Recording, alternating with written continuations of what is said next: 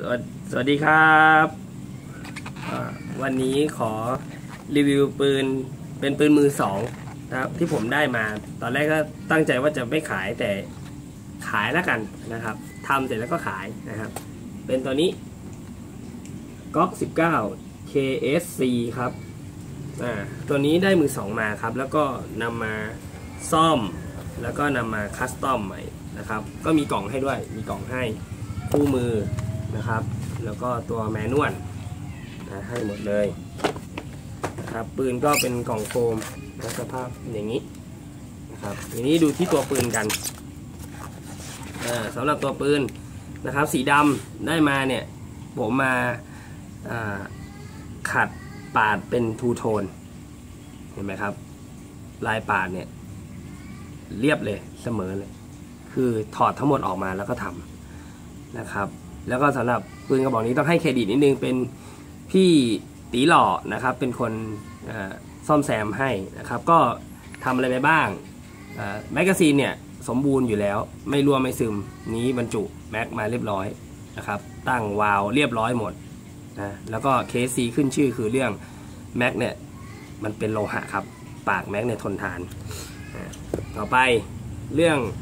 สำหรับปืนกระบอกนี้ในปืนก็ยางหัวสูบเปลี่ยนมาใหม่นะครับยางหัวสูบใหม่แล้วก็สปริง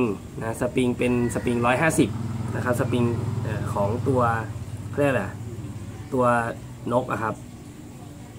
นกตอกเนี่ยสปริงเป็น150แล้วนะครับด้านในก็เรียบร้อยนะเห็นไหมนี่ด้านในนะครับอย่างอื่นไม่มีชำรุดอะไรเลยอันนี้ซ่อมมาหมดแล้วเดี๋ยวต่อไปจะลองยิงให้ดูความแรงนะครับแก๊สที่ใช้เป็นบอมเบย์ตัวนี้นะครับเทียบแล้วก็เป็นแก๊สกลางนะครับไม่ถึงกับ ED1000แต่ก็ถนอมปืนมากกว่าเดี๋ยววัดความแรงกันเหมือนเดิมด้วยเครื่อง X Cortex เครื่องเดิมนี่นะครับเดี๋ยวดูความแรงนะครับ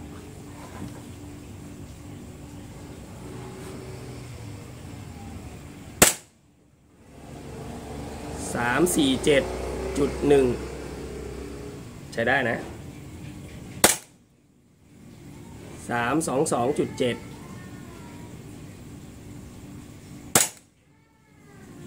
310.1 329.4นะครับสำหรับความแรงปืนกระบอกนี้ต่อไปดูว่ายิงหมดแล้วทำงานสมบูรณ์แบบไหมสไลด์ค้างไหมดูแล้วครับ